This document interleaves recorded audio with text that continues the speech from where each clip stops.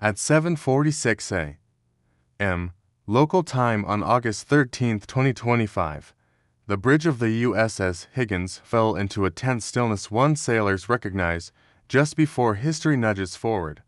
The sea was calm, almost glass-like, broken only by the destroyer's bow wave and the steady hum of machinery deep below deck. Then, the radar changed. A new contact bloomed on the screen, closing fast from the west. Moments later, a voice cut through the VHF guard frequency measured, rehearsed, unmistakable. Mandarin accented English delivered a warning heard countless times before. U.S. warship, you're in Chinese waters. Leave immediately. Along the starboard bridge wing, binoculars rose.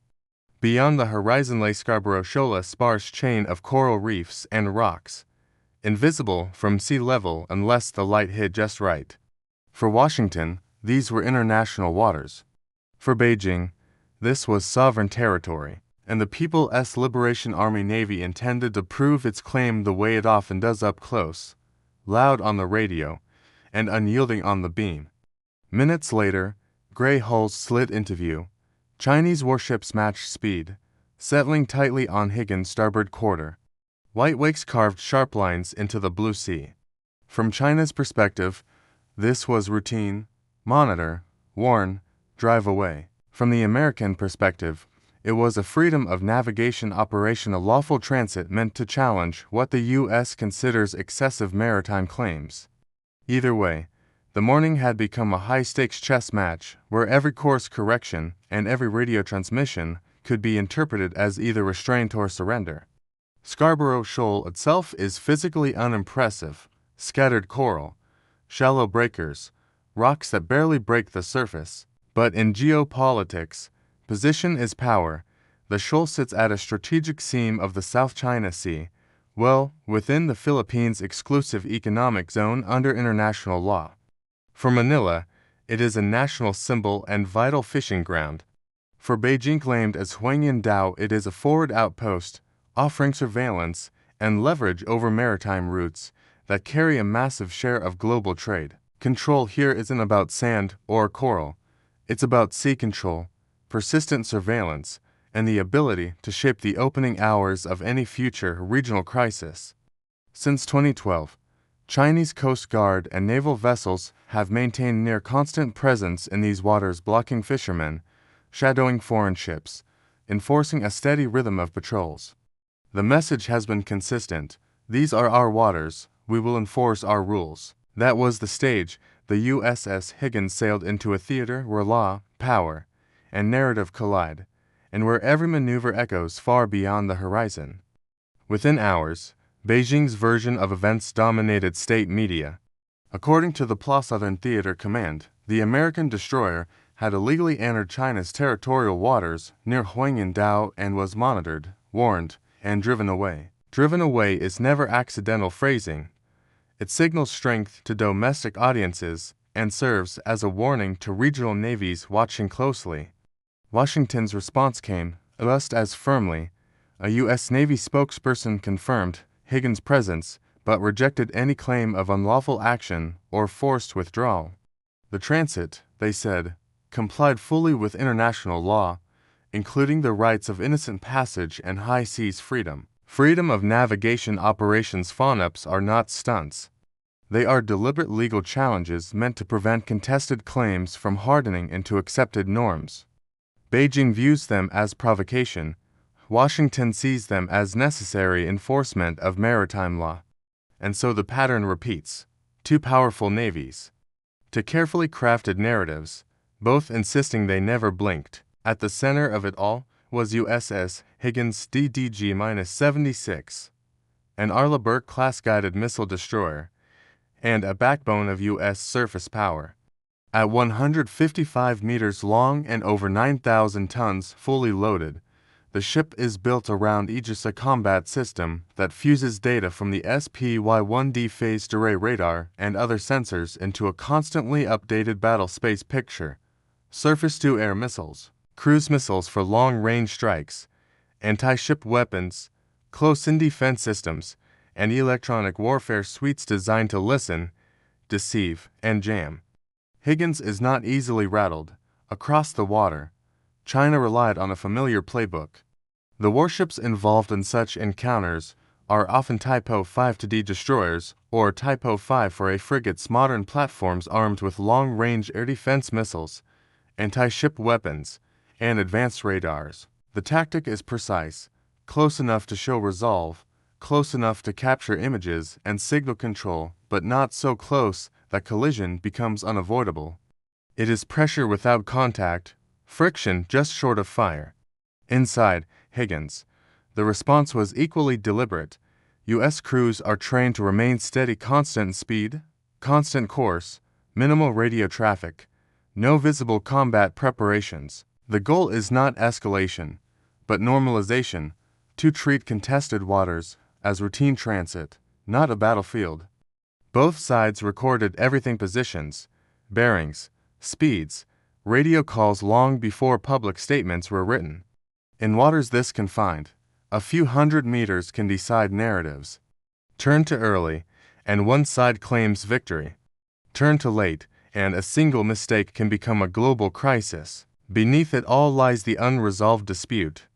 International law limits territorial waters to 12 nautical miles, with navigation freedoms beyond. A 2016 Hague tribunal ruled China's sweeping 9-line claim had no legal basis, and that Scarborough Shoal cannot generate its own exclusive economic zone. China rejects the ruling and enforces its claims through presence. For Beijing, Higgins represented a challenge to control built over years. For Washington, it was a lawful passage through international waters. And that is the real conflict: not who owns a ring of coral, but who writes the rules in one of the world's most strategically vital seas. What remains striking about August 13th is how much was left intentionally unclear. No released footage, no track data, no radar plots. Just two official stories, each precise, each incomplete, each serving a broader strategic message. And that is how modern naval confrontations often end, not with gunfire, but with dueling narratives, echoing long after the ships have sailed on. What we don't know matters just as much as what we do. We don't know how close the Chinese warships actually came, how many hulls were involved, or whether aircraft circled just beyond the cloud layer. We don't know if a Coast Guard cutter edged in while naval vessels held their distance. We don't know whether a single clip radio call sharpened the tone from routine to dangerous. Without those details, outsiders can't judge how close this encounter came to a hard turn. What is clear is that the script held. There were no collisions, no weapons released, just the governments telling two versions of the same morning, each insisting its account proves a larger strategic point. Context makes this encounter heavier. The waters of the Indo-Pacific are on a knife's edge. Here, off the coasts of the Philippines, lies Scarborough Shoal, and further south, the Spratly Islands, tiny spakes of land that have become the epicenter of a global power struggle. For years, this has been a flashpoint, but recent events have turned up the heat like never before. Welcome to the new front line of the 21st century. We're seeing an unprecedented military buildup. On one side, China's People's Liberation Army Navy conducts massive live-fire exercises, projecting power and staking their claim over these strategic waters. Their advanced destroyers and frigates patrol what they call the 9-line. On the other side, a web of alliances is tightening. The Philippines, once hesitant, is now conducting joint naval drills with powers like India, signaling a united front against perceived expansionism. It's a complex chessboard, and the pieces are all warships. Into this tense arena sails the USS Higgins, an American Burke-class destroyer. Its mission, a freedom of navigation operation, or FONOP. The warship deliberately passes near Scarborough Shoal, challenging China's territorial claims under international law. Imagine the scene. On the bridge of the Higgins, the American crew is calm, professional, executing their orders precisely. Miles away, in Chinese monitoring stations on reclaimed islands, operators track the American vessel, their screens alive with data. Every move is watched, every signal intercepted. This is modern naval brinkmanship in action. The moment the Higgins completes its patrol, a different kind of war begins, the war of narratives. From Washington, headlines declare a successful assertion of international maritime law. The official statement emphasizes freedom of navigation and the right of all nations to operate in international waters. But from Beijing, the story is entirely different. State media proclaims that the American warship was warned and driven away by their naval and air forces. They paint the operation as a provocation, a violation of their sovereignty. Who do you believe? The truth gets lost in the fog of propaganda. This is what experts call gray zone warfare. It's not outright conflict, but a constant, simmering pressure just below the boiling point. It's a contest of wills played out on radar screens and through coded signals. Look at the faces of the sailors on both sides, alert, focused, aware that a single miscalculation could have catastrophic consequences. They are living this tension every single day, navigating a razor's edge where peace and war are separated by a very thin line. This isn't science fiction, it's the daily reality in the South China Sea. As the sun sets over these contested waters, the ships continue their silent, watchful dance. The strategic implications of these encounters are immense, shaping the future of global trade, security, and power. Is this a necessary defense of international norms, or a reckless provocation pushing us closer to conflict? What do you think is the right path forward in this high-stakes game of naval chess? Let us know your thoughts in the comments below. We read every single one. Thanks for watching, and if you want to understand the forces shaping our world, make sure to subscribe for more deep dives.